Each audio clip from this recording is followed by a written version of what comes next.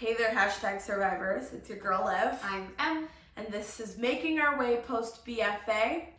We wanted to do a special coronavirus episode because obviously this is something that is affecting us all nationwide and in the world.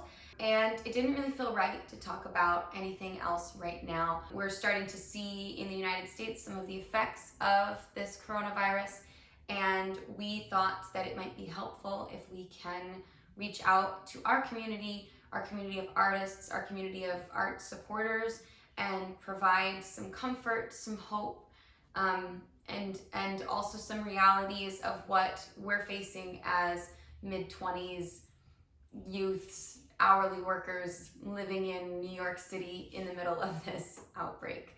So stay tuned, stay with us, stay hopeful, stay healthy, and we hope that this video helps. So here we go.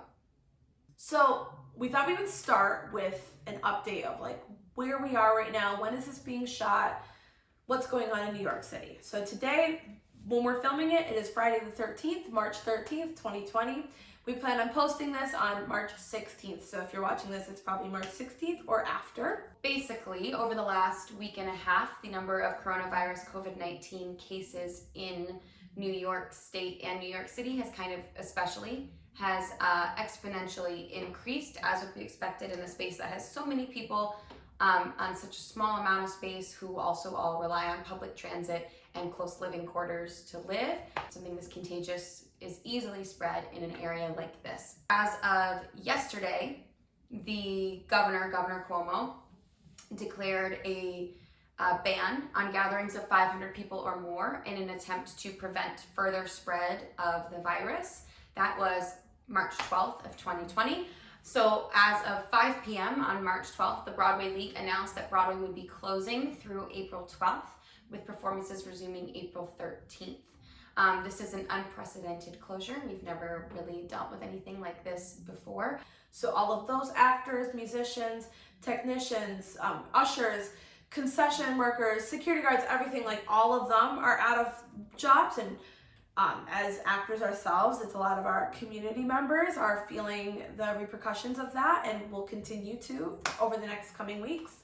Lots of other theaters then followed the lead of the Broadway League, and some off-Broadway shows also closed and followed that example. You know, having to not have people collect in groups of larger than 500, that's more than Broadway shutting down. That's pretty much every space that has a collection of people, whether it's large places of work. NBA, the whole NBA is not meeting. The late night shows that are filmed here, Fallon, Seth Meyers, they're suspending their shows. Putting even more people out of work, and obviously in a city that relies on tourism for a lot of its economy, we're expecting a bit of an economic hit because of this closure. I would say that in the last few days is when we've started to see a little bit of panic from people around us. I would say we're not at an extreme place right now, but people are certainly a little bit more nervous and a little bit more anticipatory of what's to come. So that's kind of where we are right now. All right, survivors, we are providing you with the symptoms of coronavirus as listed by the CDC. The CDC.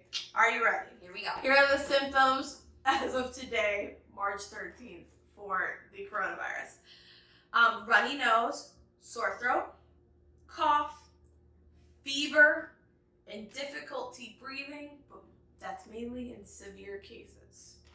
So if you're feeling any of those things, we advise, given the circumstances, to seek medical attention and to take care of yourself. And do not try to be around other people if you're having those symptoms, because what we do know about the coronavirus is it's very contagious. And so why would you want to get sick, and why would other people want to get sick? They don't. Yeah. We wanted to talk about some things that we can do as individuals to kind of help prevent the spread of this, because in times of trouble, we want to make sure we're working together as a community to take care of each other and to be good global citizens here in this moment. So one thing important is you can be as cleanly and clean as possible. I'm sure you've all seen that hand washing is the best way to help prevent the spread of a communicable disease. So that means washing your hands with soap and water for a minimum of 20 seconds. And there have been a wonderful number of pictures with different songs you can sing to yourself to help you count the 20 seconds if you want. Have hand sanitizer, have Purell with you, but be a good neighbor, and you don't need to buy the store out of all of the soap and all of the hand sanitizer, because then who's gonna have it, So get enough for you to have it for a few weeks and use it when you need to use it. But if you have access to a sink and soap and water, then don't waste your hand sanitizer, stuff like that. And if you have hand sanitizer and you're with a group of people, or you are in a place where there's not access to soap and water and you need to sanitize your hands, share the hand sanitizer with those around you so that everybody is sanitized and preventing the spread of the disease. Another thing that can be really beneficial to help stopping the spread of disease, especially in a big city like New York where we rely on public transit, is using protective hand gear when out and about. People wearing rubber gloves or any type of glove so that you're not directly touching the poles and things like that. Additionally, you can use masks. There's been some confusion about whether or not wearing a mask actually prevents you from getting the disease. That hasn't been proven, but if you are sick, covering your nose and mouth with a mask can help stop you from spreading the disease. So if you're showing any symptoms, or you have somebody who's been in contact with someone who has the virus or something like that, wearing a mask just in case you're asymptomatic to help stop you from spreading the disease is an okay idea. Please make sure that you are not hoarding these supplies, especially because these are also supplies that our brave and wonderful medical professionals who are on the front lines fighting this are going to need in bulk. Additionally, when you're riding those trains and you're riding, any type of public transportation, being mindful that you're sharing this space with other people who also don't want to catch any virus, let alone the coronavirus. Trying to be mindful of their space. When you have to cough, covering your mouth. When you have to sneeze, covering that. If you, God forbid, you sneeze into yourself, trying your best to not contaminate anything. So another thing that you can do to, be a helpful citizen is limiting social interactions. Now, we understand that not everybody can work from home, and that there is some need to be able to get around and continue to live your life. However, if you are in contact with anybody who is a confirmed coronavirus case, or if you start to experience any symptoms yourself, we think it's really important that you take it upon yourself to self-quarantine as much as you can. Just also putting on your radar that urgent cares have a limited number of coronavirus tests at this time. So unless you are displaying certain symptoms or meet their criteria, they are not going to be able to test you for coronavirus, and they will advise you to self-quarantine until you present symptoms that match their criteria. I also think it's really important to be aware of where your information is coming from and not succumb to mass hysteria. So I would say, look at your sources. Is it coming from the CDC? Is it coming from the World Health Organization? Is it coming from the governor? Just fact check things. Fact check us. Fact check every article you read, because we were talking about things yesterday, and then 4 hours later it was like, that's not true. We were like, great. There's so much information and speculation going on right now with all of this, because it's uncharted territory. So just make sure you're getting your facts from trusted sources.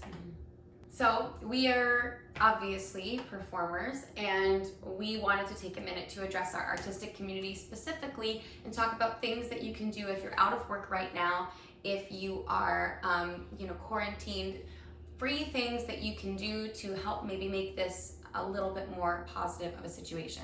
One, you could practice. Oh my gosh. Maybe even sing or practice your instrument for pleasure. How many times being an employee or survivor, surviving as an actor in New York City, hustling with your side jobs, going to auditions, going to rehearsals, how many times do you not have time to just practice for pleasure? So maybe take this time off to practice for pleasure.